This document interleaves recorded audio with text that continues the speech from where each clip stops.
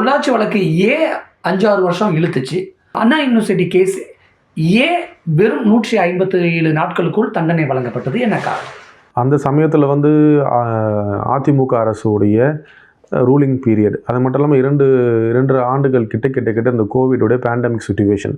அந்த சமயத்தில் local investigation agency சொல்லக்கூடிய நம்ம தமிழக காவல்துறை இனிஷியலாக அந்த கேஸ் விசாரித்தாங்க. அப்புறம் சிபிசிஐடி போச்சு.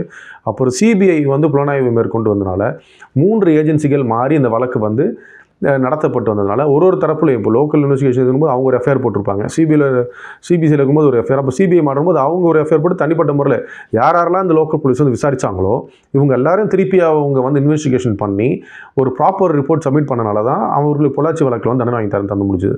இப்போ நம்ம தமிழக காவல்துறை இந்த அண்ணா யூனிவர்சிட்டி மேட்டர் எடுத்திங்கன்னா அவங்க ஸ்பெஷல் இன்வெஸ்டிகேஷன் டீம் சொல்லி எஸ்ஐடியும் டீமும் வந்து உடனே வந்து போட்டு இந்த நம்பர் தான் அந்த குற்றம் செய்த நபர்னு சொல்லிட்டு இன்ஸ்டண்ட்டாக சொன்னனாலும், அது மட்டும் இல்லாமல் உயர்நீதிமன்றம் தலையிட்டு இந்த வழக்கை வந்து ஒரு 6 மாத காலத்திற்குள்ள முடிக்க வேண்டும் சொல்லி எக்ஸ்பெக்டேஷன் ஒரு ஆர்டர் கொடுத்தனாலையும் இந்த வழக்குக்கு வந்து இவ்வளோ சீக்கிரமாக முடியுது. அண்ணா யூனிவர்சிட்டி கேஸ் மாதிரியே இதற்கு முன்னாடி இதே மாதிரி சீக்கிரமாக முடிக்கப்பட்ட வழக்குகள் இருக்கா? நடந்ததுகள் இருக்குது. ஏன்னா உயர்நீதிமன்றத்துடைய ஒரு ஆர்டர்னு சொல்லி கொடுத்துட்டாங்க, எக்ஸ்பெக்ட் வித்தின் 6 months கொடுப்போம், 180 daysக்குள்ளே முடிக்கணும் அப்படின்னு சொல்லியாச்சுன்னா அந்த வழக்குக்கு வந்து மிகவும் முக்கியத்துவம் கொடுத்து சீக்கிரமாக அந்த வழக்கில் வந்து தண்டனை வந்து கொடுக்கறது உண்டு. ஆனால் அண்ணா யூனிவர்சிட்டி கேஸை வேகப்படுத்தின மாதிரி பொள்ளாச்சி பாலியல் வழக்கு வேகப்படுத்தலை.